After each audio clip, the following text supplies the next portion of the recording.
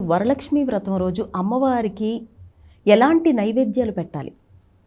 అమ్మవారికి నివేదన పెట్టేటప్పుడమ్మా ముఖ్యంగా వడపప్పు, పానకము, చలిమిడి ఇవి అవసర నైవేద్యం పెడతాం. ఇక మహానైవేద్యంకి వచ్చేటప్పటికి మామూలుగా మనం అన్నం, పప్పు, కూరలు చేస్తాం కదా, దాంతోపాటు పిండి వంటలు. ఎందుకని మన ఇంట్లోకి ఎవరైనా వచ్చినప్పుడు ఏం చేస్తాము, గెస్టులు వస్తారు, ఏం చేద్దాము స్పెషలు, గారెలు వేసి పెడదామా, బూరెలు వేద్దామా అని అనుకుంటాం కదా. మరి అమ్మవారిని ప్రత్యేకంగా ఆహ్వానించాం కదా, ఆమెకి ఏమి ఇవ్వాలి, 9 రకాలైనటువంటి నివేదనలు పెట్టాలి. మరి వాళ్ళ నాకు కొంతమందికి 9 రకాలు మాకు కుదరట్లేదండి, ఉద్యోగ వ్యాపారాల ప్రకారంగా ఆడవాళ్ళు బయటికి వెళ్ళిపోవాల్సి వస్తుంది, మరి ఏం చేయాలండి అని అంటే 3 రకాలైనా చేయండి. 9 రకాలు చేయటం ఉత్తమం, 5 రకాలు చేయటం మన వీలుని బట్టి. లేదంటే కనుక కనీసం 3 రకాలైనా. అన్నము వండుతాం కదా, వండిన దాంట్లో కొంచెం పులిహోర కలపండి, కొంచెం చక్కెర పొంగల్ చేయండి. ఖచ్చితంగా మటుకు పూర్ణాలు నివేదన చేయాలి. పూర్ణాలు ఎందుకు నివేదన చేయాలంటే అమ్మవారికి ఈ పూర్ణాలు నివేదన చేసిన తర్వాత ఒక బ్రాహ్మణుడు కూడాను మనం వాయనం ఇస్తాం. ఆ బ్రాహ్మడికి ఇచ్చేటటువంటి వాయనం 12 పూర్ణాలు పెట్టి ఒక విస్తర్లో ఇవ్వాలన్నమాట. ఈ అమ్మవారికి నివేదన అంతా అయిపోయిన తర్వాత మనం మంగళహారతి, ప్రదక్షిణ, నమస్కారాలు అన్నీ అయిన తర్వాత తోర పూజ, ఈ పూజ దగ్గరలోనే మనం లక్ష్మీ అష్టోత్తరం చేసుకునేటప్పుడే పక్కనే తోరాలను కూడా ఏర్పాటు చేసుకోవాలి.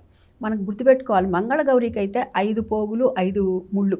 ఇది శ్రావణం వరలక్ష్మి వ్రతం కదా, కాబట్టి 9 పోగులు 9 ముళ్ళతో కూడినటువంటిది దారాన్ని మనం తోరాన్ని ఏర్పాటు చేసుకోవాలి. ఎన్ని ఏర్పాటు చేసుకోవాలి అంటే, ఒకటి అమ్మవారికి, తర్వాత ఒకళ్ళు ఎవరైతే చేసుకుంటారో వారికి, ఆ తర్వాత ఇంకోటి మనం ఒక ముత్తైదుగా భావన చేసి అమ్మవారిని భావన చేసి వరలక్ష్మిగా ఒకళ్ళని పిలుచుకుంటాం కదా, వారికి ఒకటి.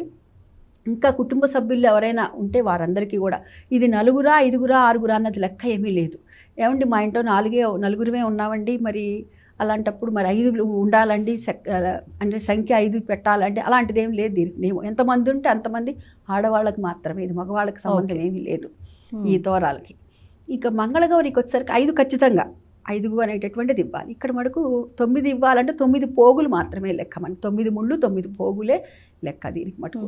అక్కడ మనం పసుపు కుంకుమ వేసి మనం ఈ 9 నవగ్రంథి పూజ అంటారు దీన్ని 9 దానికి ఒక్కొక్క పసుపు కుంకుమ అక్షతలు ఒక్కొక్క పువ్వు వేసి ఈ తోర పూజ చేయాలి. తోర పూజ ఎలా చేయాలో కూడా నేను చెప్తాను మీకు. వీడియో చూస్తే చాలు మీరు పూజ తేలిగ్గా చేసేసుకోవచ్చు.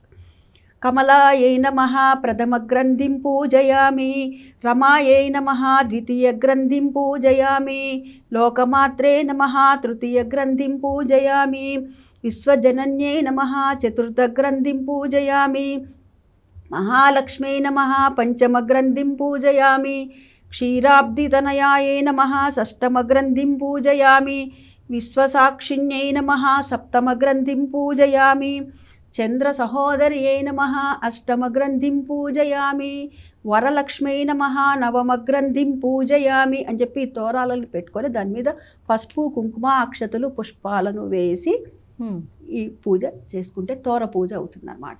తర్వాత అమ్మవారికి వాయనం ఇస్తాం మనం, దాంట్లో శనగలు ఇవ్వాలి.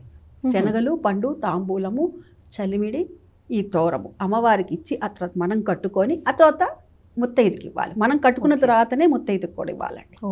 అది మనం కట్టుకోవడం అనేది నియమం. జ్యోతులు పెట్టుకోవాలి. బియ్యపిండి బెల్లము కలిపి మనం వెంకటేశ్వర దీపారాధన కుందులు తయారు చేస్తారు చూసారా, ఆ విధంగా 9 అన్నమాట. 9 జ్యోతులు పెట్టాలి. ఆ జ్యోతులు పెట్టినప్పుడు ఇందాక నేను చెప్పినటువంటి కథ ఏదైతే ఉందో ఆ కథ వినండి. ఆ కథ వినటం వల్ల మనకి అంతా అష్టైశ్వర్యాలన్నీ కూడా నిబిడీకృతమైతే మనందరి ఇళ్లలోనూ. ఆ అమ్మవారికి ఇచ్చేటటువంటిది ఏదైతే ఉందో వాయనం అంతా, ఇంకా పసుపు కుంకాలు, చీరా జాకెట్లు, ఎవరి శక్తానుసారం వారమ్మ. ఇక్కడ మనకు శక్తి అనేటటువంటి ఇంత పరిధి చెప్పాల పెద్దవాళ్ళు ఎప్పుడు కూడా. మన పెద్దవాళ్ళు ఎవరికి ఏది ఎంతవరకు శక్తి ఉంటే అంతవరకు ఒక ముత్తైదు పిలిచి జాకెట్ ముక్క పసుంకం పెట్టండి, నీకు శక్తి ఉందా చీరా జాకెట్ పెట్టండి, లేదు మీకు పట్టు చీర పెట్టే శక్తి ఉందా పట్టు చీర పెట్టండి, ఎవరి శక్తానుసారం వాళ్ళని పెట్టమని చెప్పారు. ఈ విధంగా అమ్మవారి పూజ అంతా అయిపోయిన తర్వాత ఒక బ్రాహ్మణ్ణి పిలిచి వాయనం ఇవ్వాలమ్మా.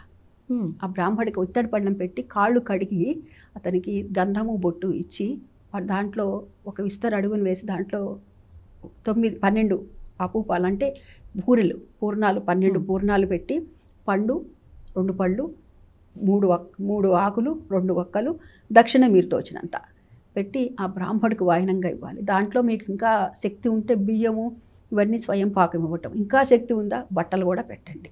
ఇంతవరకు మటుకు ఖచ్చితంగా మనం ఈ పండు తాంబూలము, ఈ వాయనం మటుకు బ్రాహ్మడికి ఇవ్వాలి. అంటే ఏమిటి, ఇక్కడ విష్ణుమూర్తిగా భావన, అంటే లక్ష్మీదేవిని పూజించాం కదా, అవును. మరి నారాయణని కూడా పూజించాలి కదా, అందుకని లక్ష్మీనారాయణ పూజ పూర్తయినట్టు ఈ విధంగా చేయటం వల్ల అన్నమాట. ఓకే.